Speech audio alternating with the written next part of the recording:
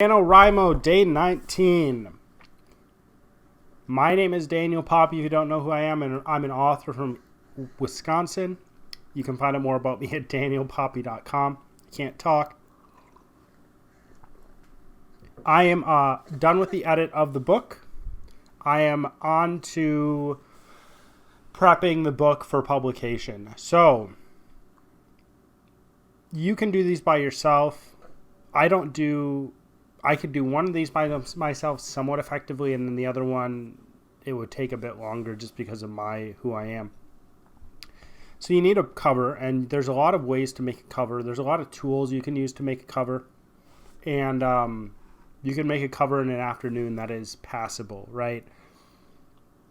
I would suggest using Canva if you're going to make a cover by yourself.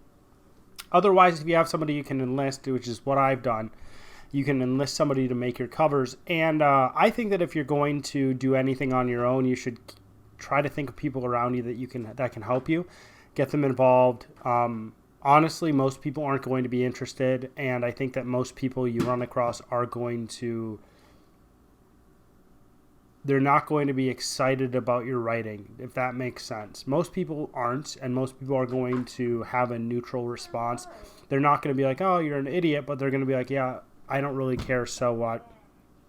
It might take a little while to find somebody you know who is interested in helping you out with a cover. Again, I can't talk. Who is interested in helping you out with a cover. Now, the other thing that needs to be done at this point is the copy editing.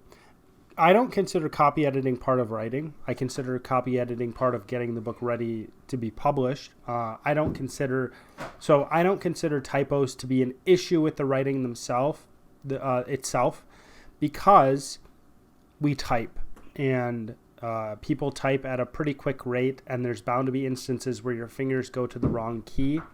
Therefore, I don't consider typos issues with the writing itself. I consider typos something that just need to be cleaned up. And if they were issues with the writing itself, then everyone, only the author, that's what I'm trying to say, only the author would be able to go in and be able to fix them effectively, when in reality you can have somebody go in and fix a typo effectively as long as they are aware of how grammar works.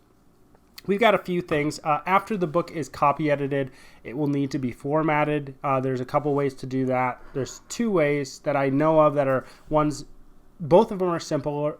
One's simpler than the other, but I'm not going to go over that right now.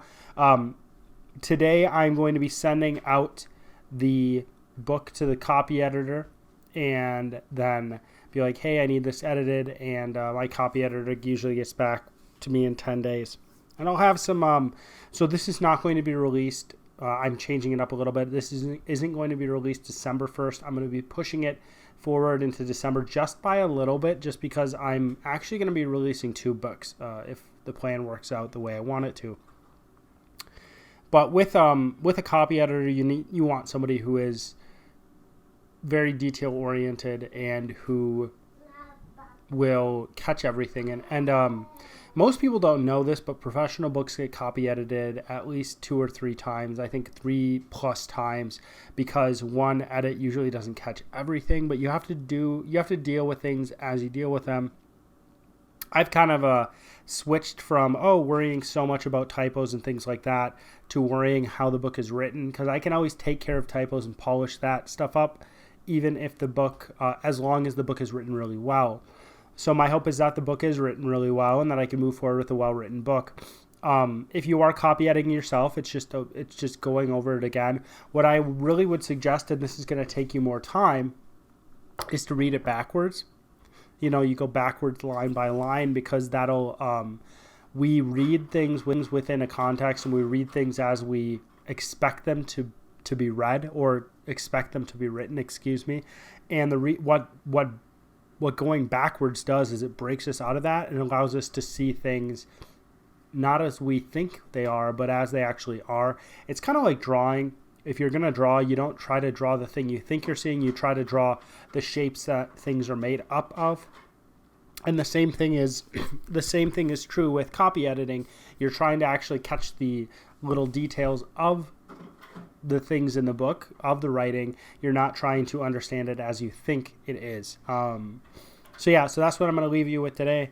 Hopefully you're not copy editing your first book. I highly encourage you to find people that can help you with every aspect of your book. See you tomorrow.